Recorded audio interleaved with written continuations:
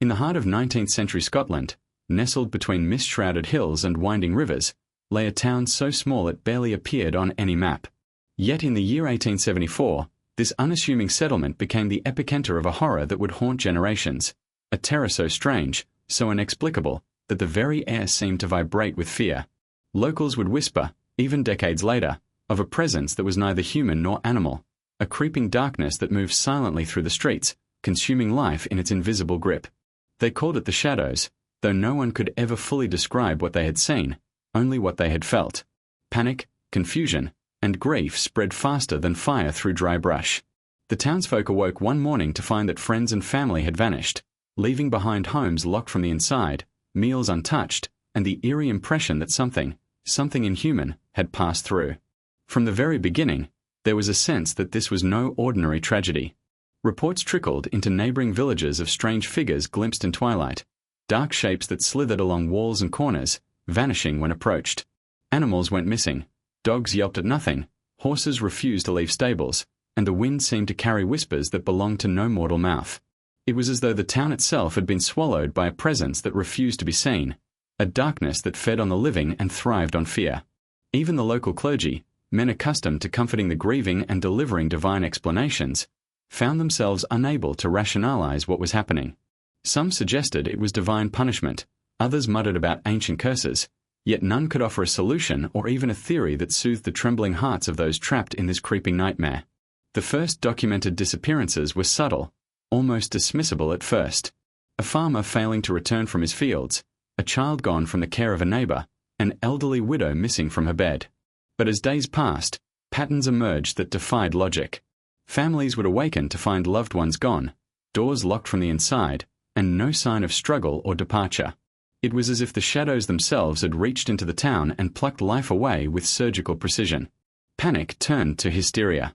Residents began barricading doors with furniture, forming watch groups in the streets at night, yet even their vigilance seemed futile.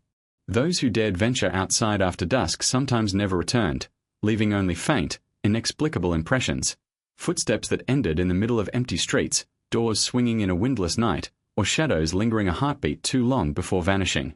Even the local authorities, men of law and reason, were powerless. Constables recorded what they could, but their reports are filled with frustrated notes and questions with no answers. One entry reads, "The darkness moves where no eye can follow. All that is known is that those touched by it are never seen again." Scholars and scientists of the time would later examine these reports, attempting to reconcile the accounts with natural phenomena, fog, illness, mass hysteria, but none could adequately explain the sheer precision and terror of the disappearances. Unlike fires, floods, or epidemics, this was a horror that left no body, no trace, only absence and the ever-present feeling of being watched. As rumors spread, fear became almost tangible, infiltrating every home, market, and church pew. Children were kept indoors, mothers clutched infants close, and even the bravest men avoided the streets after nightfall.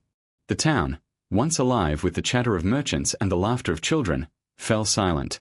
Doors creaked in the windless nights, and shadows deepened unnaturally in corners and alleyways. It was said that the air itself carried a chill unlike any winter cold, a suffocating weight that pressed upon lungs and hearts alike. Travelers who ventured near reported feeling a sudden, inexplicable dread, often fleeing without stopping to inquire about the town or its people. By the time the first months had passed, the town had earned a new moniker among the surrounding communities, the Silent Town. And yet, despite the name, the silence was not peaceful. It was the silence of absence, the echo of vanished lives, the quiet before the strike of a shadow no one could see. As the story of this strange Scottish village spread beyond its misty borders, curiosity mingled with terror. What had happened here? What force could move so freely through walls and streets, taking life without trace or sound? Those questions would haunt not only the survivors but generations of historians, folklorists, and thrill-seekers who came to study the macabre legacy of 1874.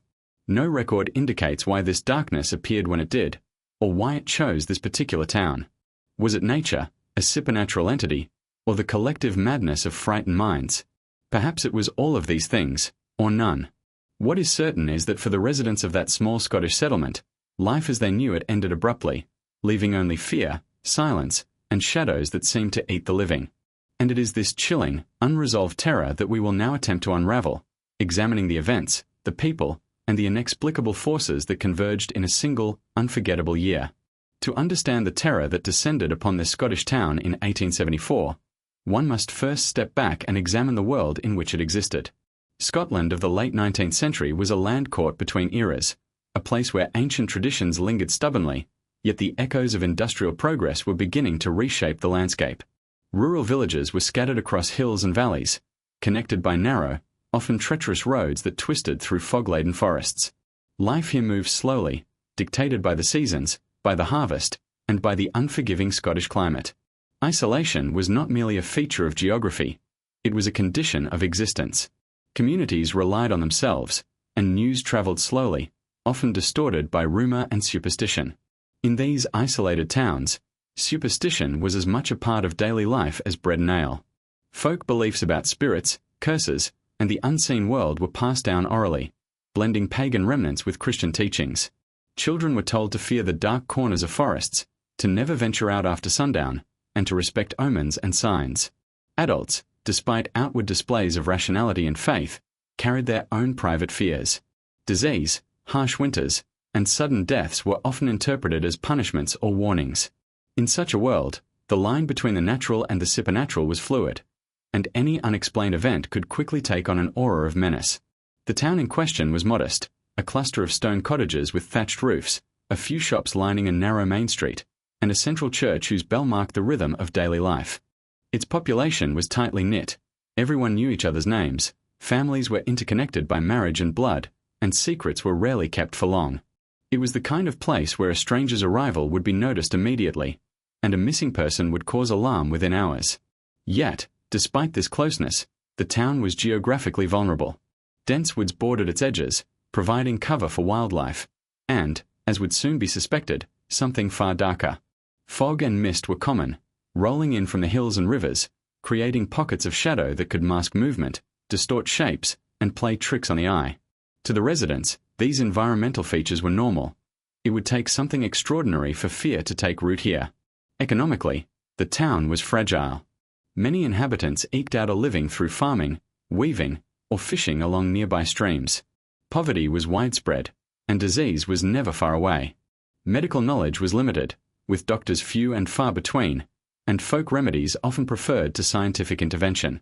Small epidemics could sweep through a village unnoticed until too late.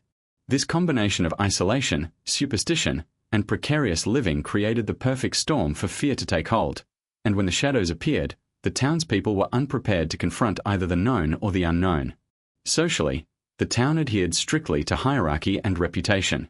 The local laird or landowner held significant influence, while ministers and elders guided moral and spiritual life. Townsfolk respected authority but often shared gossip in whispers that carried far more weight than official pronouncements. In 1874, reports suggest that even these community leaders were unnerved, unable to reconcile what they were witnessing with their understanding of the world.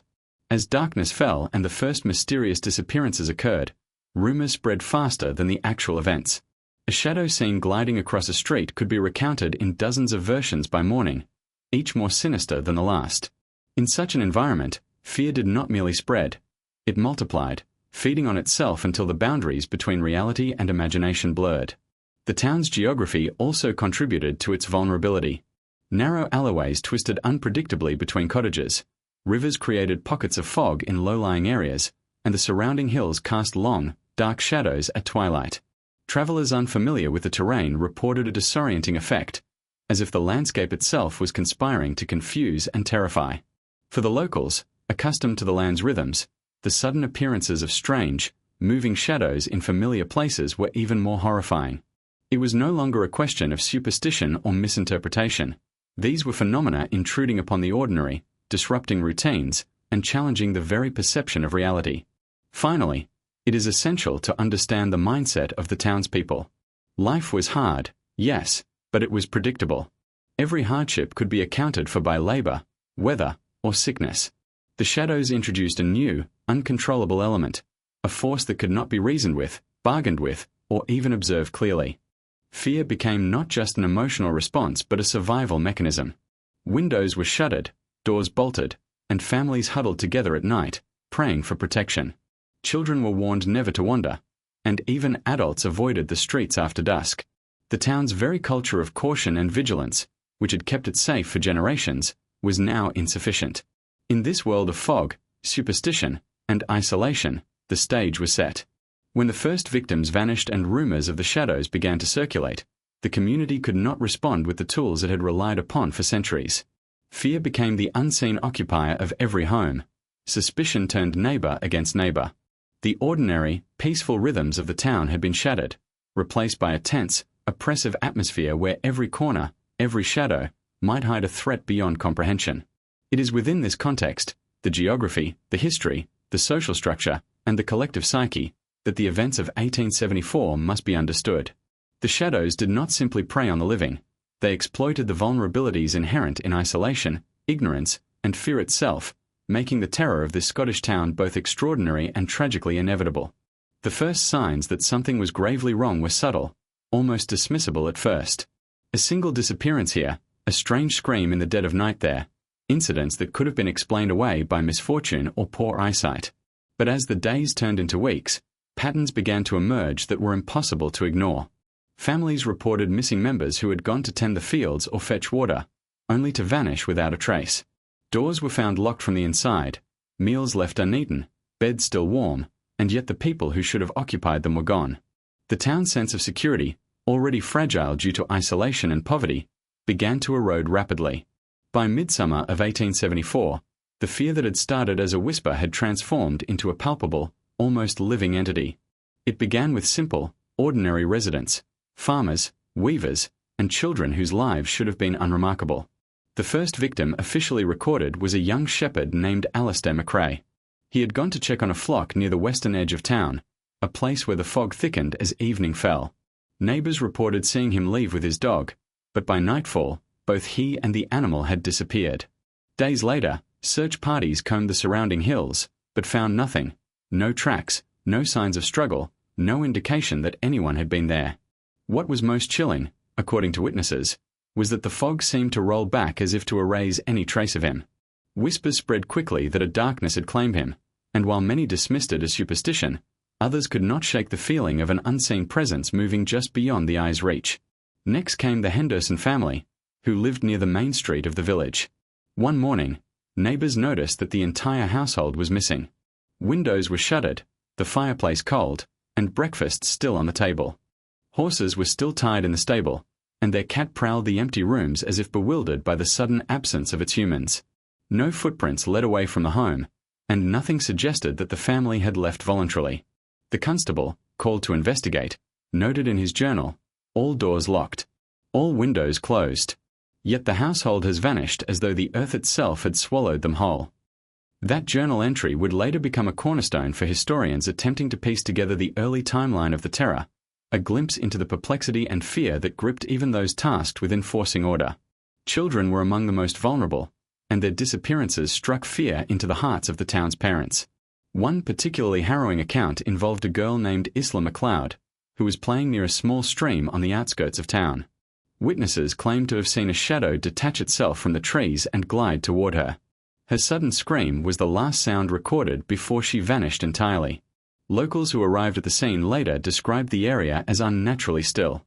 The birds refused to fly, the water in the stream rippled without wind, and the fog seemed to thicken into an almost solid mass.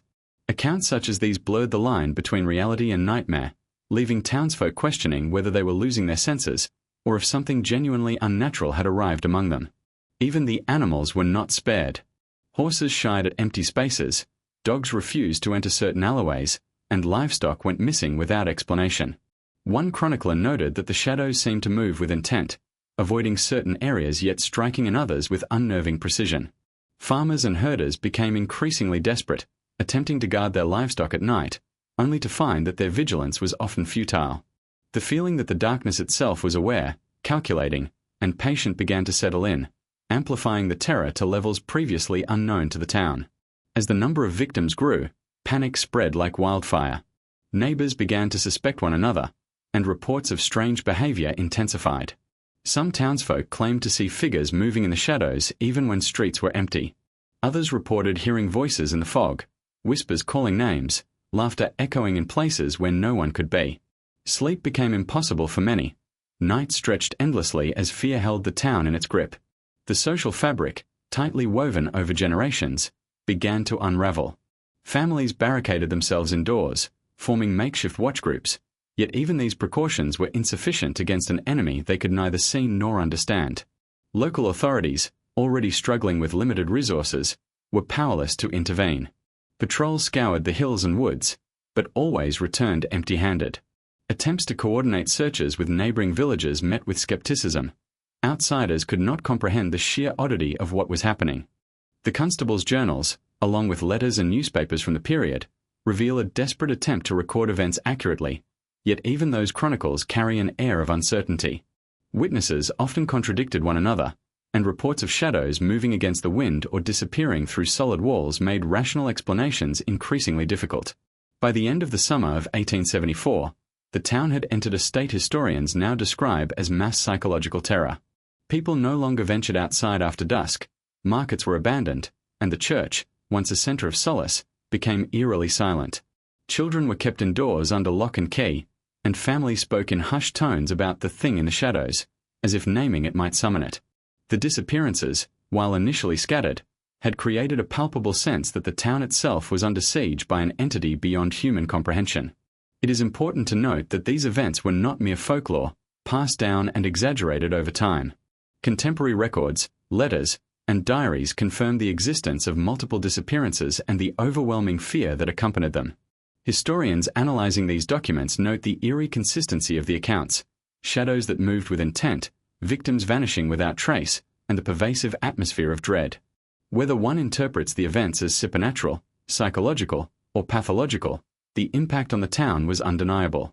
Ordinary life had been disrupted, replaced by an oppressive tension that haunted every home, alleyway, and hillside. These early victims, Alistair McRae, the Henderson family, young Isla MacLeod, and countless others, serve as the tragic entry point into the story of the silent town. Their disappearances were the spark that ignited a wildfire of fear, superstition, and speculation, setting the stage for the mass panic and enduring mystery that would define this small Scottish settlement. Each vanished life was a reminder that in 1874, something had arrived that the people of this town could neither understand nor defend against, a darkness that would come to be remembered as the shadows, a terror that consumed the living and left silence in its wake. As the disappearances continued, the townsfolk began to report not just absence, but presence, a presence that could not be explained by ordinary means. Shadows, indistinct yet undeniably aware, seemed to move with a purpose, gliding along walls, creeping through doorways, and slipping silently across empty streets. These were not mere tricks of the fog or imagination. Witnesses described consistent patterns, repeated over days and weeks, that defied natural explanation. Some swore they had seen shapes detach from the corners of rooms. Others claimed the darkness itself seemed to stretch and pulse, as if alive. Fear became a constant companion, and the town's nights grew longer with each passing account of the unseen terror. One elderly resident, Margaret Campbell, recounted seeing a shadow move across the main street one evening while fetching water from the well. She described it as a figure darker than the surrounding darkness, fluid in motion, almost human in outline but impossibly fast and silent. She froze in terror as it glided past her, pausing only for a fraction of a second, before vanishing into the fog at the edge of town. When she returned home, she discovered her neighbor's door ajar, a door that had been securely locked only hours before. The neighbor, along with 2 children, had vanished. Her testimony, preserved in the town's surviving diary records, became one of many accounts that hinted at an intelligence behind the shadows, a deliberate predator selecting its victims. Children, in particular, seemed sensitive to the phenomenon. One account describes a group of boys playing near the woods who suddenly stopped, staring into the tree line with wide, unblinking eyes. When questioned, they claimed to see figures moving between the trunks, watching them silently. One child reportedly whispered, "They want us, they know our names." That phrase, chilling in its simplicity, circulated among parents and elders, amplifying the fear that the shadows were not random forces of nature but entities capable of recognition, perhaps even malice. Sleep-deprived adults corroborated similar sightings, fleeting glimpses of shapes that vanished when approached, or elongated forms stretching unnaturally across walls and alleyways, always in the periphery, never directly observed. The shadow's behavior was not uniform, adding to the town's unease. Sometimes they appeared during daylight, faint and difficult to discern, prompting onlookers to question their sanity. Other times, they struck under the cloak of night, moving silently through streets and buildings, leaving no physical trace. Animals reacted instinctively. Dogs barked frantically at empty corners, horses shied away from empty pathways, and cats huddled in terror. There were reports of livestock disappearing entirely, as if the shadows were not limited to humans but preyed indiscriminately on living beings. In some cases, those who survived encounters spoke of an oppressive weight in the air, a suffocating darkness that pressed on the chest and caused nausea, dizziness, and a sense of impending doom. Witnesses frequently attempted to describe the shadows' form, but language failed them. Some described them as wisps or clouds of darkness, darker than the night itself. Others likened them to human silhouettes, yet impossibly elongated or distorted. A few accounts spoke of eyes within the darkness, fleeting glimmers that seemed to watch, observe, and judge. One particularly haunting diary entry reads, "I thought it was a man, but no man could move as it did. It flowed through the alley, touching nothing, yet taking all." These descriptions, though varied, share a common thread, an unrelenting, intelligent presence that defied ordinary perception. Psychologists studying the phenomenon in later years have speculated on mass hysteria, optical illusions in fog, or psychological projection as potential explanations. Yet even they struggle to account for the sheer number of consistent accounts, the specificity of the victims' disappearances, and the apparent selective targeting. Unlike ordinary hallucinations, these sightings were not fleeting or solitary. Multiple witnesses often reported seeing the same phenomena independently. The consistency of these experiences has led some historians to propose that the shadows were a collective perception of an extraordinary environmental or psychological event, a theory that, while rational, does not fully capture the terror those involved described. The shadow's presence also influenced behavior and society in ways that magnified the horror. Markets closed earlier than usual, streets entered by dusk, and families avoided communal gatherings. Parents kept children indoors, even during the day, fearing that the shadows might strike when least expected. The church, traditionally a sanctuary, could offer no protection against what seemed intangible and omnipresent. People began to speak in hushed tones, avoiding mention of the shadows for fear of attracting attention. Superstitious rituals re-emerged, with families leaving candles in windows or sprinkling salt around thresholds, methods that had long been abandoned as superstition but now were clung to desperately. Fear was no longer confined to individuals. It had permeated the social fabric, creating an atmosphere of suspicion, dread, and heightened anxiety. Perhaps most unsettling were reports suggesting the shadows were selective, almost deliberate in their choice of victims. Some who had angered neighbors, or who were particularly isolated, disappeared first. Others, well-connected or cautious, seemed spared, at least temporarily. This perceived intelligence made the terror personal, turning every glance into a potential threat and every shadow into a possible predator. Even those who tried to rationalize their experiences admitted to sleepless nights, haunted by the sense that unseen eyes were upon them. By late summer, the town had changed irrevocably. Streets that once rang with laughter and conversation were silent except for the whisper of the wind and the occasional bark of a frightened dog. Residents spoke openly of the shadows, yet always with fear, reverence, and trembling. Children no longer played in groups, and entire households barricaded themselves at night, leaving the town to the creeping fog and the relentless darkness that seemed to watch, wait, and consume. The terror of the shadows was no longer speculative. It had become the defining reality of the town. In the days and weeks that followed, these eyewitness accounts became the foundation for all subsequent investigations. Diaries, letters, and newspaper clippings chronicled not only the disappearances but the eerie patterns of the shadows themselves. Together, they painted a picture of a force both familiar and alien, intelligent and incomprehensible, a darkness that could be glimpsed but never fully understood, feared by all who saw it, and capable of consuming life without trace or mercy.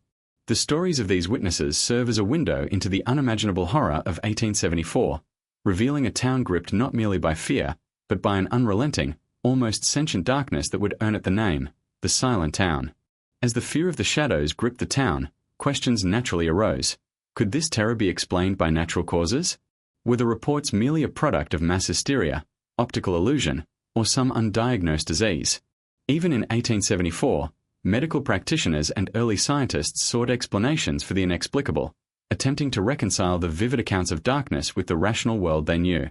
Though no single theory fully satisfied every observer, several plausible explanations emerged, each hinting at the fragility of perception, the power of fear, and the limitations of contemporary science. One of the first hypotheses centered on environmental factors. Scotland's mist-laden hills and river valleys created ideal conditions for dense fog, which could easily distort shapes and obscure vision. Shadows cast in flickering candlelight or from gas lamps might appear to move, while reflections and refractions could trick even the most vigilant eyes. Some modern researchers suggest that atmospheric conditions, combined with the natural inclination of humans to detect patterns in low visibility, could have produced the initial reports. Yet these explanations struggle to account for the sheer consistency and specificity of the sightings, as multiple independent witnesses reported the same phenomena in different locations at the same time. Another theory points to disease and its hallmarks. In the 19th century, ergotism, a fungal poisoning from rye contaminated with Claviceps purpurea, was known to cause hallucinations, convulsions, and even psychotic behavior. Symptoms could affect entire households or communities if contaminated grain was consumed over time. Some historians have speculated that ergot poisoning might explain the visions of shadowy figures and the subsequent disappearances, particularly among children and vulnerable adults. Yet ergotism alone fails to explain the absence of physical bodies or the accounts of shadows moving independently of any human observer. In other words, while disease could have contributed to fear and hallucination, it could not wholly account for the precise, intelligent behavior attributed to these dark entities. Sleep-related disorders have also been suggested as potential explanations. Sleep paralysis, a condition in which the mind awakens while the body remains immobile, can produce terrifying hallucinations. Those afflicted often perceive shadowy figures, feel an oppressive weight on the chest, and experience a profound sense of dread, all elements present in the townsfolk's reports. Chronic sleep deprivation, stress, and isolation, common in rural 19th century Scotland, could exacerbate these experiences. However, these explanations fail to account for coordinated reports from multiple observers who witnessed the same shadow at the same time, and for the inexplicable disappearances of entire households. Psychological and social factors undoubtedly played a role. Collective fear, magnified by isolation and superstition, could have amplified ordinary events into extraordinary horror. A falling branch might be interpreted as a dark hand, a drifting fog as a creeping entity. Rumors and gossip spread quickly in tight-knit communities, reinforcing perceptions and validating fears. In this sense, the shadows may have been partly a manifestation of shared anxiety, a psychological contagion that preyed upon the town's collective imagination. Still, even this theory struggles to explain why only certain individuals and families disappeared, or why the phenomenon appeared to follow a pattern that suggested deliberate intent rather than random panic. Some modern analysts have speculated that environmental toxins, not fully understood at the time, may have played a role. Contaminated water, mold in homes, or exposure to chemicals from local industries could induce hallucinations, nausea, or disorientation. Yet these explanations, while plausible in part, cannot account for the precise timing, movement, or intelligence attributed to the shadows. They also do not explain the eerie accounts of animals reacting to invisible forces, or the sudden, simultaneous disappearances that left entire households empty. It is also worth considering the influence of folklore and memory. In rural Scotland, stories of spirits, banshees, and supernatural creatures were part of everyday life. Such tales could shape perception, priming townsfolk to interpret ambiguous stimuli as threatening shadows. Fear, once seeded, is remarkably effective at amplifying uncertainty into terror. However, the documented consistency of eyewitness accounts, combined with the corroboration of written records, suggests that what happened in 1874 was more than a simple case of imaginative storytelling or cultural expectation. Despite these attempts at rational explanation, one element remains undeniable: the town was altered irrevocably. Whether the shadows were supernatural, psychological, or environmental, they left a legacy of fear and absence that could not be explained away by science alone. Contemporary reports describe not only the missing people, but the chilling behavioral changes, the palpable tension in the streets, and the town's near-total paralysis under the weight of fear. The shadows, whether real or imagined, had a tangible effect on the social, psychological, and physical environment of the community. The medical and scientific debates, then and now, serve a dual purpose. They remind us that rational explanations must be sought, even in the face of horror, while also highlighting the limitations of human understanding. What modern science can explain, The hallucinations, the ergotism, the mass panic, offers insight, yet does not erase the mystery. What cannot be explained? The selective disappearances, the apparent intelligence of the shadows, the interactions with animals, continues to haunt historians and enthusiasts alike. In this tension between fact and the unexplained, the silent town maintains its grip on our imagination, a reminder that some mysteries resist categorization, no matter how rigorous the investigation. In the end, the scientific lens does not diminish the horror. Rather, it illuminates it, showing how fragile human perception can be, and how fear can amplify the unknown into something terrifyingly real. The Shadows of 1874 were not merely a story of superstition. They were an event that challenged understanding itself, forcing the town to confront the limits of knowledge and the reality that not all darkness can be measured, analyzed, or explained. And so, as we continue to examine the silent town, it becomes clear that both human psychology and inexplicable phenomena intertwined in a way that left an indelible mark, a mark that would haunt generations to come. To piece together the full scope of the terror that struck the silent town, historians have turned to what records remain: church logs, personal diaries, letters, and municipal documents. These fragments, though incomplete, provide a chilling mosaic of life interrupted by something that defied understanding. The entries reveal a pattern of meticulous observation, as townsfolk attempted to record events they could scarcely comprehend, and in doing so, left a testament to the pervasive fear that gripped the community. One of the most striking sources comes from the diary of Reverend Duncan McPherson, the town's spiritual leader. His entries chronicle not only the disappearances but the growing panic among his congregation. On one day in August 1874, he wrote, "Another household has vanished. No trace of door opened, nor window unlatched. I fear the Lord has sent a darkness upon us that is not of this world." His words, tinged with both faith and bewilderment, capture the helplessness felt by those expected to provide guidance. McPherson's diary, alongside letters sent to relatives in nearby towns, demonstrates that the events were witnessed consistently and independently, lending credibility to the reports of the shadows. Local court and municipal records offer additional insight, revealing the bureaucratic struggle to document an event that seemed to elude conventional categorization. Entries note missing persons reported by neighbors, search parties organized at the behest of the town council, and detailed accounts of abandoned homes and belongings left untouched. In one particularly haunting report, a constable recorded that a family's dinner remained on the table, their chairs pulled back, and a loaf of bread still warm from the oven, yet no trace of the occupants could be found.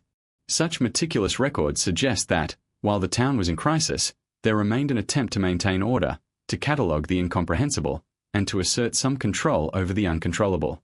Personal diaries also reveal the psychological toll exacted by the shadows. One young woman, Elspeth Kerr, wrote of sleepless nights, constant fear, and the haunting sense of being watched. She described shadows stretching along walls in impossible angles and the feeling that even familiar rooms had become foreign. Her entries include sketches, blurred shapes in corners, faint outlines against candlelight, that illustrate a mind attempting to make sense of something that defied reason. For modern readers, these diaries provide more than anecdotal evidence. They offer a glimpse into the lived experience of fear, isolation, and helplessness. Patterns emerge from these records. Disappearances often occurred near natural features, the river, wooded edges of the village, or fog-shrouded paths.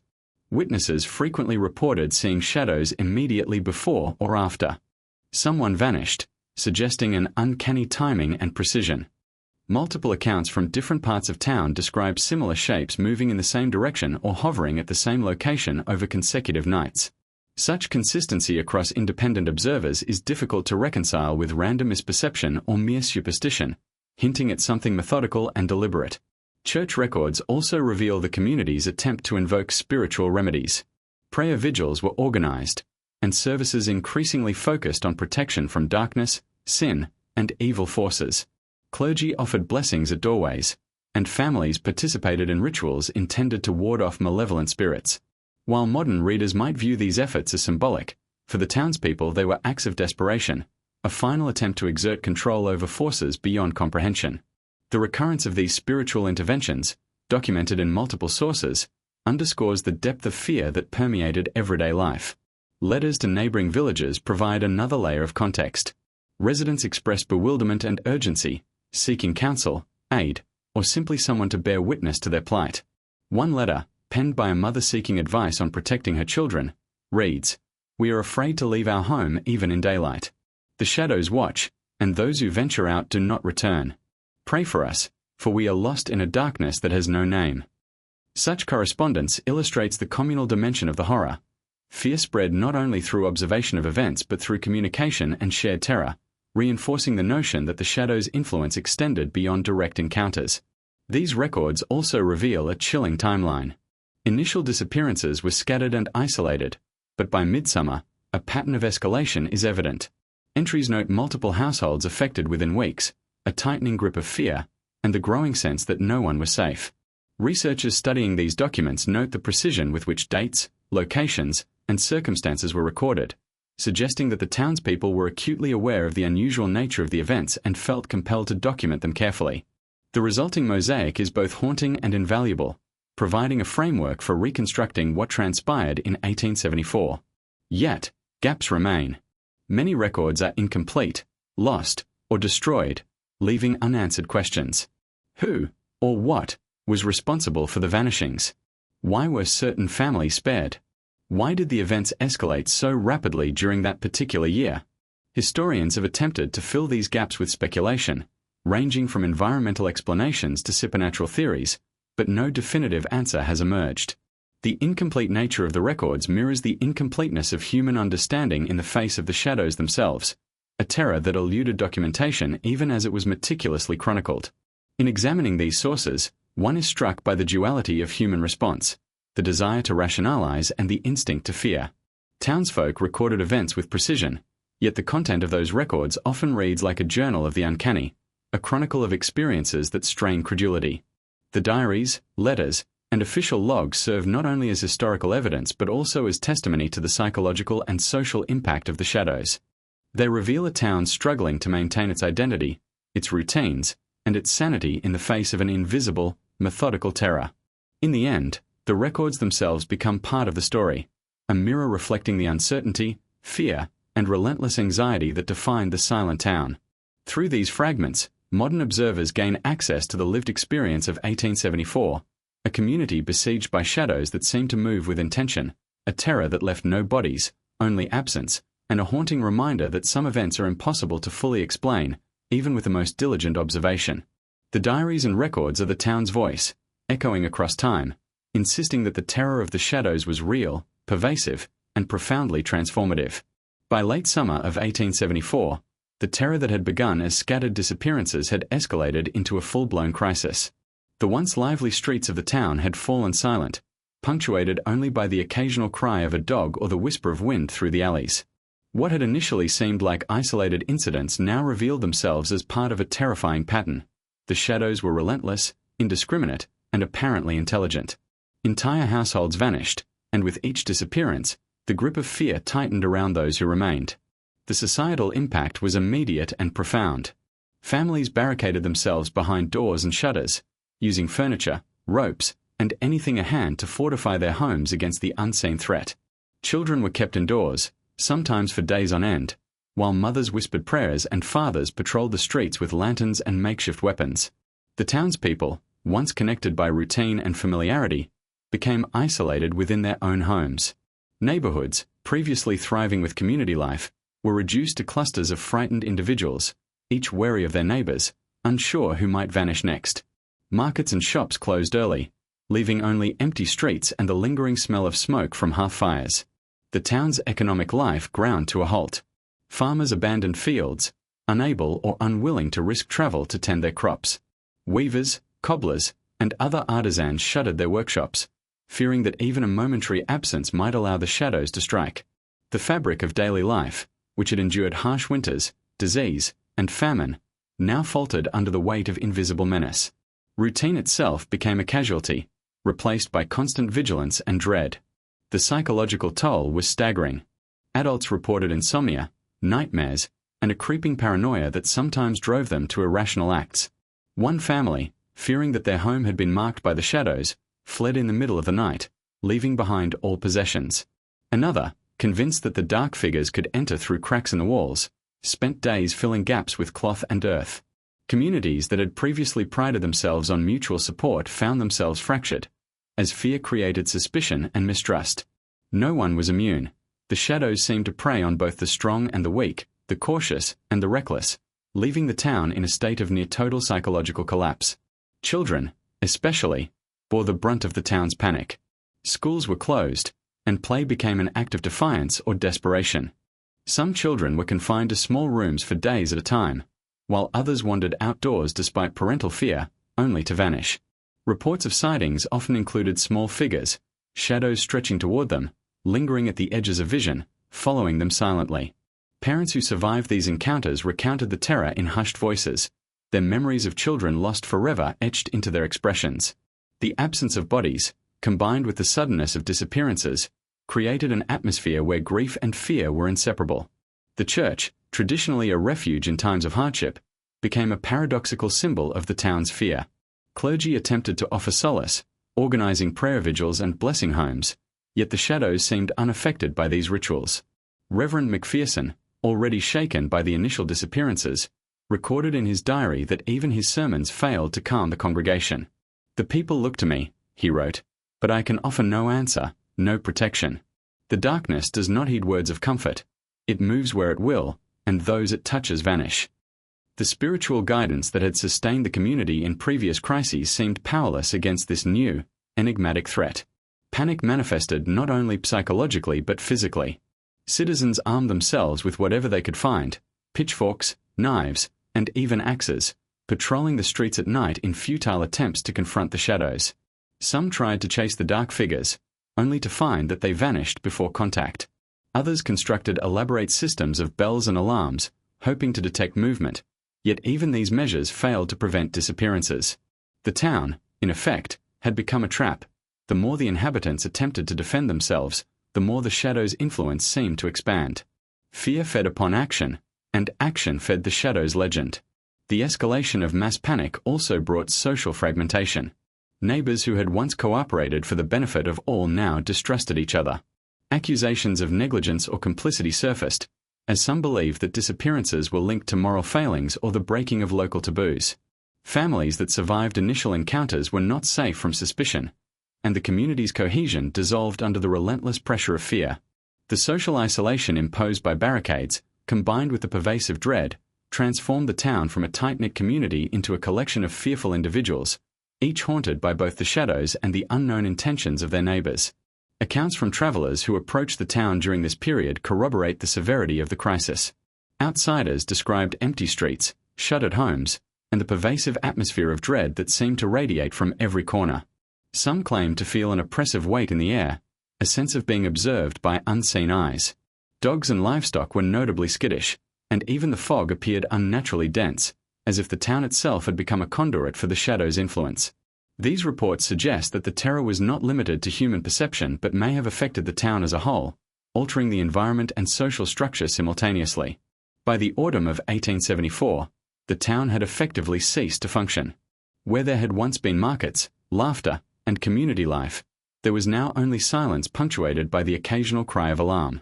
Entire households had vanished, and those remaining existed in constant vigilance, surviving in a state of perpetual fear. The shadows had not only claimed lives but had dismantled the town's social and economic systems, leaving a community fractured, haunted, and irrevocably changed. The mass panic that ensued transformed ordinary people into prisoners of their own homes, survivors into chroniclers of horror, and an entire town into a cautionary tale, a silent town, forever marked by the incomprehensible force that had swept through it. It was in this state of collective terror that the community's story reached its darkest point. Fear had become as real and as deadly as the shadows themselves. The town had lost its innocence, its routine, and its sense of safety, leaving in its place a population defined by anxiety, suspicion, and despair. The events of 1874 demonstrate not only the impact of an unknown phenomenon but also the profound ways in which fear can shape human behavior, dismantle societies, and leave a lasting legacy of trauma. As the terror of the shadows unfolded, curiosity and fear drew the attention of investigators from beyond the silent town. Scientists, natural philosophers, and folklorists traveled to the village to examine the events firsthand, seeking explanations that could reconcile the vivid accounts with the rational understanding of the world. These contemporary investigations, though limited by the scientific methods of the 19th century, offer a glimpse into how the phenomenon was perceived, recorded, and analyzed, and how little could ultimately be explained. Early visitors were immediately struck by the town's palpable tension. Streets were deserted after dusk, homes were tightly sealed, and even in daylight, the villagers moved with caution, glancing over their shoulders as though expecting the shadows to strike at any moment.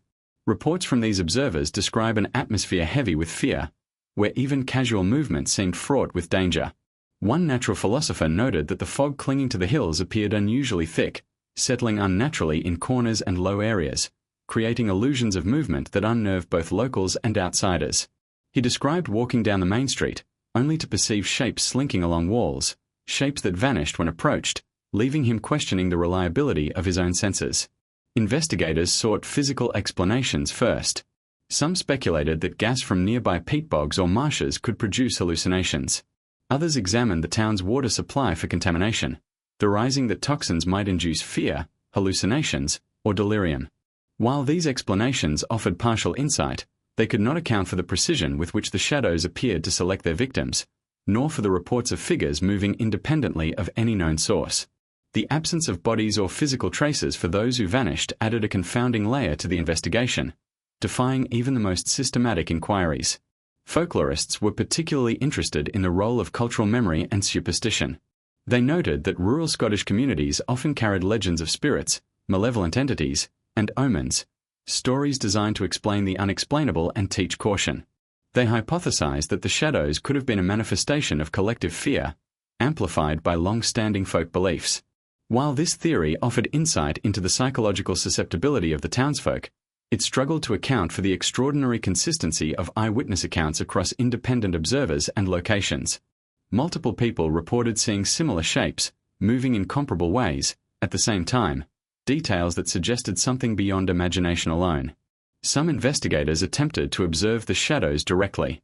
Equipped with lanterns, recording devices of the era, and rudimentary measurement tools, they patrolled the streets at night. They documented shapes moving through alleyways, shadows stretching unnaturally along walls, and fog that thickened and dissipated inexplicably. Observers described the unsettling sensation of being watched, a pressure on the chest, and a visceral fear that seemed to emanate from the darkness itself. Though skeptical, many admitted that these experiences defied conventional explanation and forced them to consider phenomena outside the known laws of nature. Medical professionals were consulted to explore potential psychological explanations.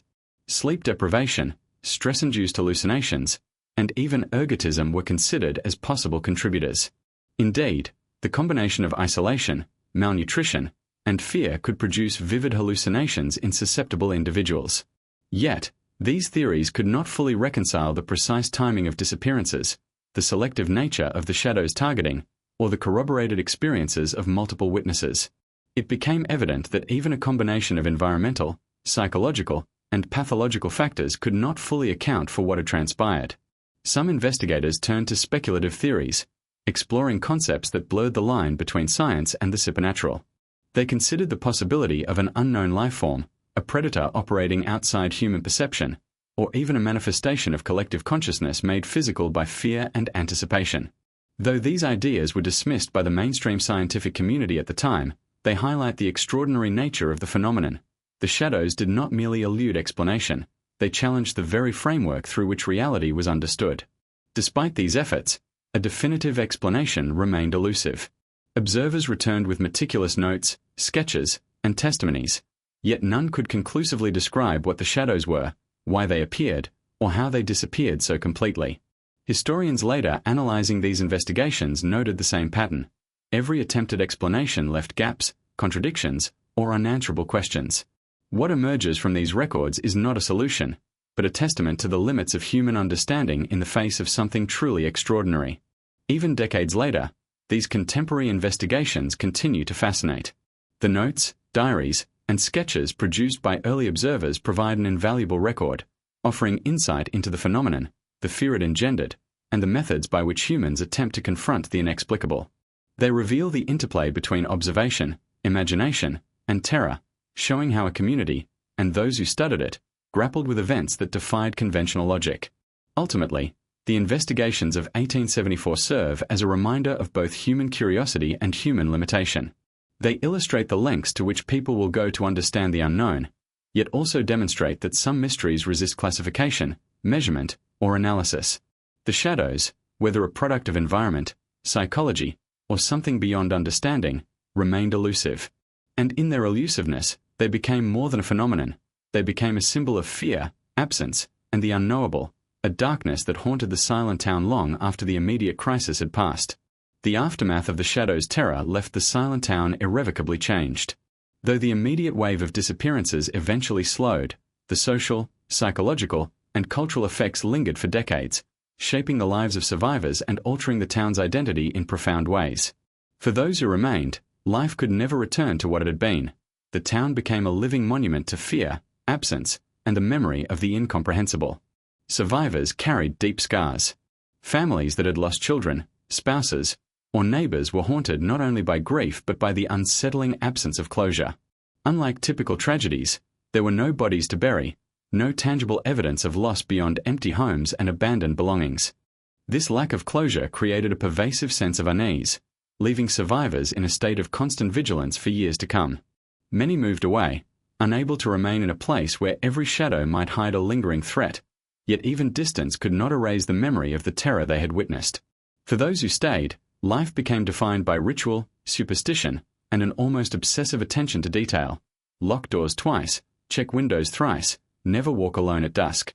These behaviors, while protective, were also a testament to the psychological grip the shadows maintained long after their initial appearance. The town's demographic composition shifted dramatically. Entire families were lost, and birth rates declined as fear permeated the community. Some households never recovered, leaving homes abandoned and fields untended. The economy, already fragile before 1874, suffered further decline. Shops and markets, once central to communal life, never fully reopened, and the town became increasingly dependent on nearby villages for supplies and trade. Its isolation, once a quaint characteristic, became a lasting vulnerability, reinforcing the perception that the town was cursed or haunted. Historians note that the economic and social collapse following the Shadow's visitation is an unusual example of fear and the unknown producing tangible, long-term structural consequences in a community.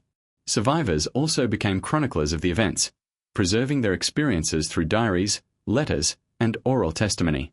These records, meticulously kept, reveal the ongoing psychological toll of the Shadows. One woman, decades after the events, recounted that even the smallest flicker of shadow or unexpected movement could trigger panic.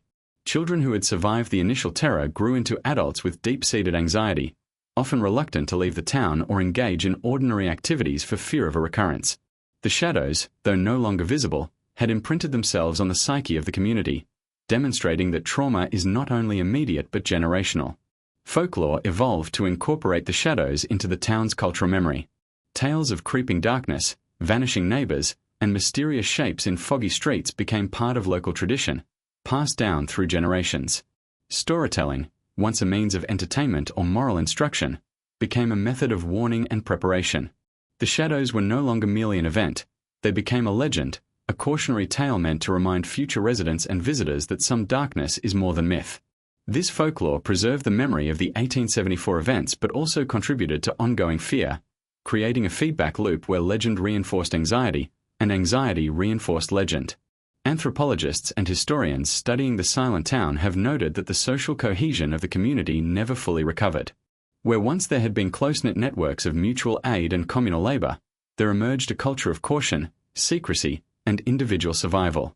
Social rituals were curtailed, gatherings became smaller and more private, and trust was eroded.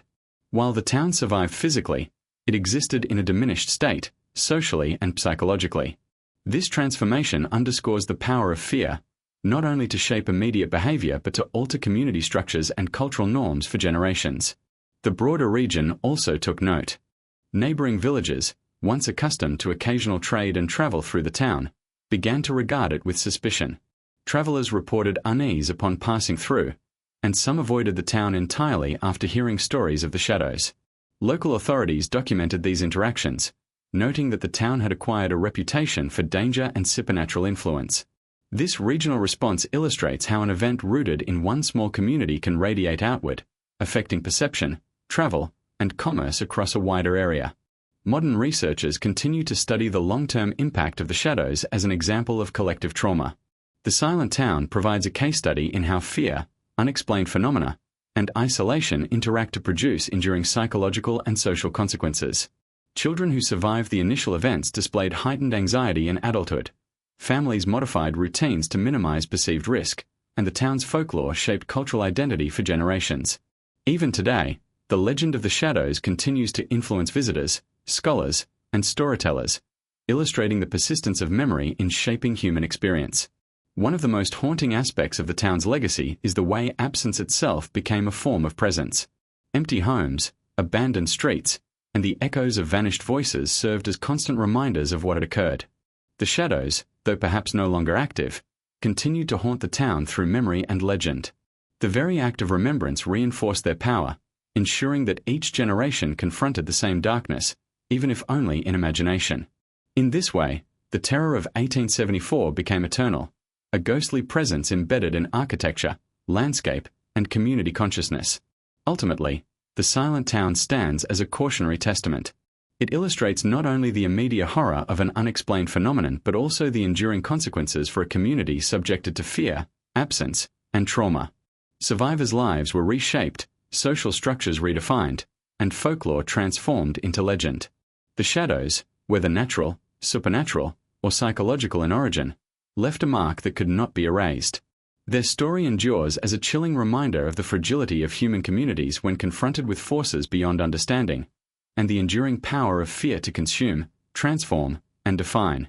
Even more than a century after the events of 1874, the silent town continues to captivate historians, scientists, and enthusiasts of the unexplained. Modern investigations have approached the shadows with tools and methods unimaginable to the villagers of the 19th century. Yet despite technological advances, the phenomenon remains stubbornly elusive, a puzzle that continues to challenge assumptions about reality, perception, and the limits of human understanding. Researchers from diverse fields, history, psychology, environmental science, and parapsychology, have all sought to examine the events through their respective lenses. Historical scholars focus on primary sources: diaries, letters, municipal records, and contemporary newspaper accounts. These documents provide a meticulous, if incomplete, record of the disappearances, sightings, and social collapse. By cross-referencing independent accounts, modern historians have attempted to reconstruct a timeline, revealing the escalation of terror over weeks, the clustering of incidents near foggy areas, and the apparent pattern in which victims were selected.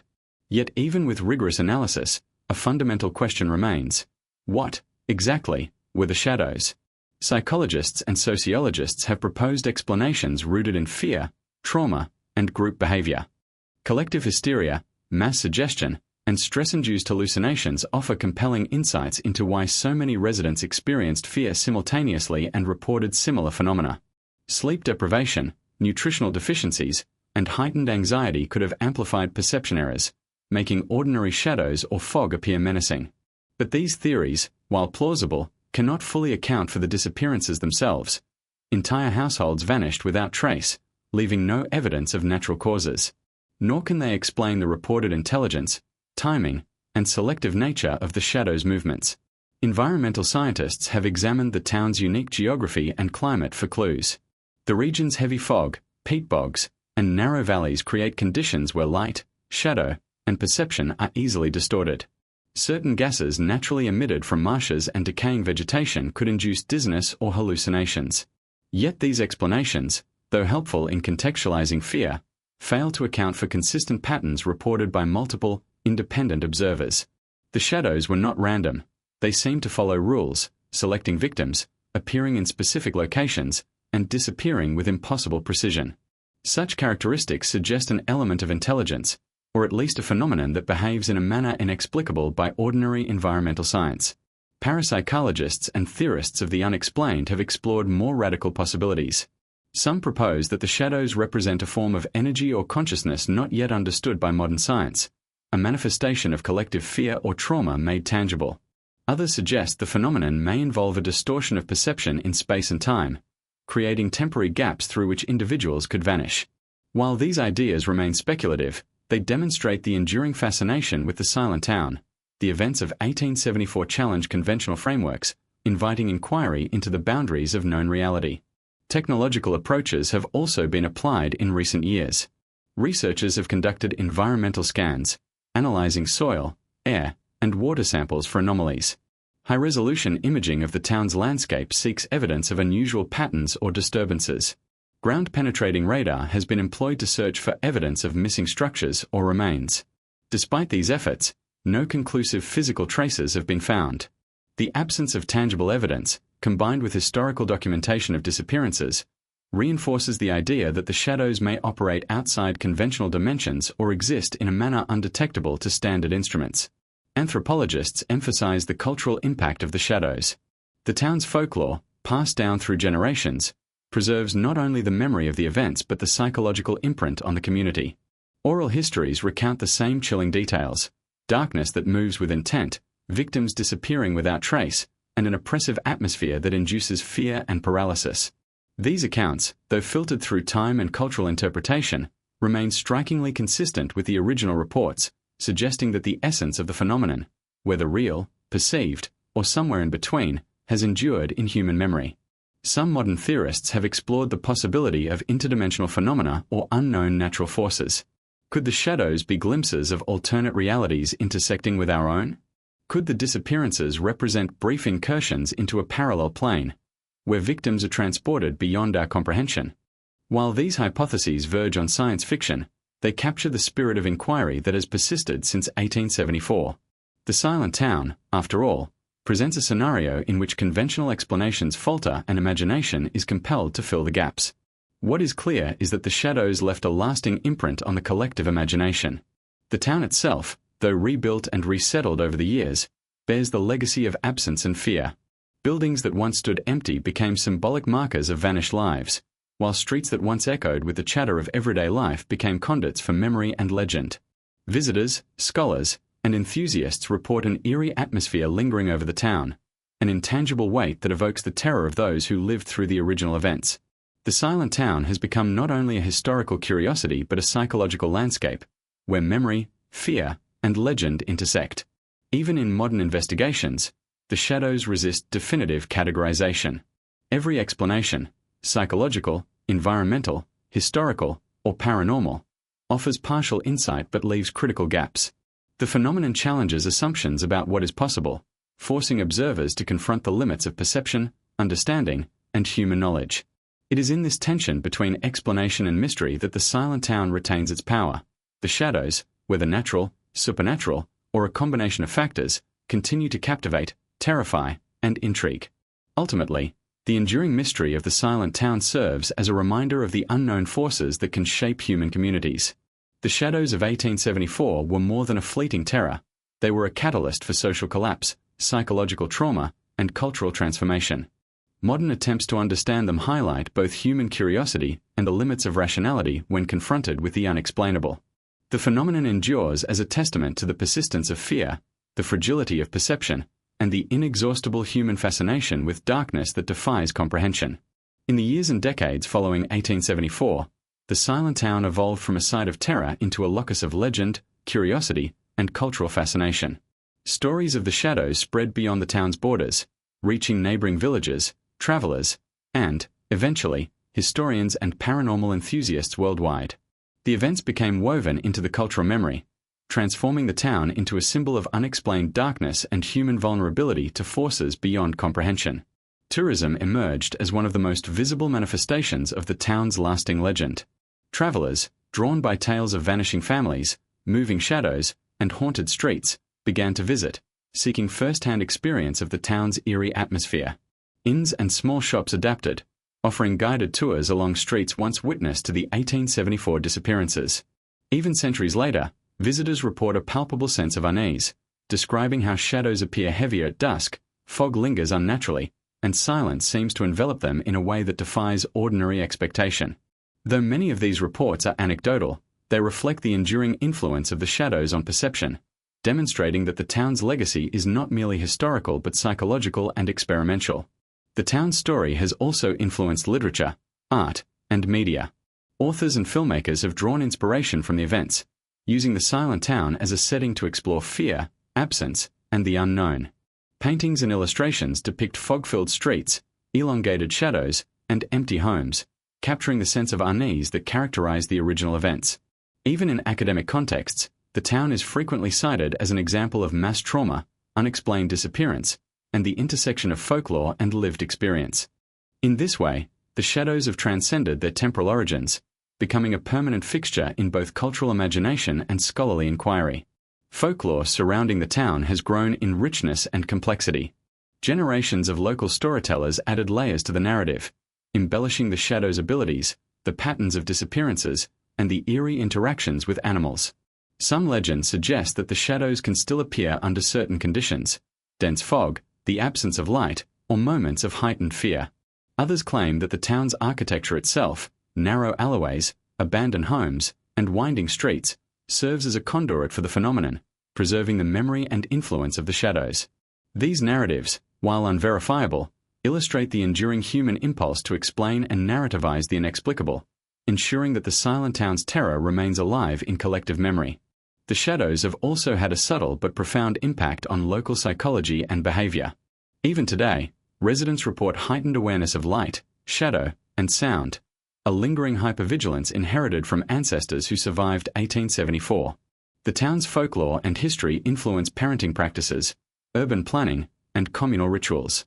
Candlelit windows, vigilance at night, and careful observation of foggy streets are remnants of behaviors rooted in fear, transmitted across generations.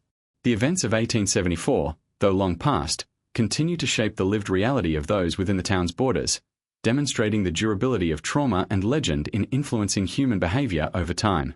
Scholars and enthusiasts often debate the line between fact and myth. While historical records, diaries, letters, municipal logs, document the events, the passage of time, embellishment, and reinterpretation have inevitably altered the narrative. Legends of the shadows are not purely historical. They are cultural artifacts, blending documented terror with imaginative reconstruction. Yet even within these tales, there is a kernel of truth, a town once gripped by fear, profoundly altered, and forever remembered for an event that defied rational explanation. The interplay between historical fact and cultural narrative underscores the enduring power of mystery in shaping collective memory. Tourism, media, and legend have also brought external attention to the town, creating a paradoxical cycle. The more the shadows story spreads, the more the town itself is imbued with their presence. Visitors seeking thrill and mystery may inadvertently participate in a legend, reinforcing its psychological and cultural footprint. Some claim that even skeptics feel the oppressive weight of the town's atmosphere, that the fog feels heavier and shadows more pronounced simply because they are primed by knowledge of past events. The silent town thus becomes both a historical site and a psychological experiment, where expectation, imagination, and environmental cues intersect to create a palpable sense of fear. The town has even inspired scientific curiosity in modern paranormal studies. Researchers have attempted to measure unusual electromagnetic activity, analyze historical records for patterns, and explore environmental anomalies that might contribute to the town's eerie reputation. While no conclusive evidence of paranormal activity has been found, these efforts highlight the ongoing fascination with the silent town and the shadows, reinforcing their status as a phenomenon that bridges history, psychology, and the unexplained. Ultimately, the cultural legacy of the silent town is inseparable from its historical events. The shadows, though originating in 1874, continue to exert influence across generations, shaping storytelling, behavior, and collective imagination. The town stands as a testament to the enduring human fascination with darkness and the unknown, illustrating how fear, absence, and mystery can leave indelible marks on both society and culture. The shadows are no longer confined to a single year. They exist in memory, legend, and imagination, haunting the silent town and all who encounter its story.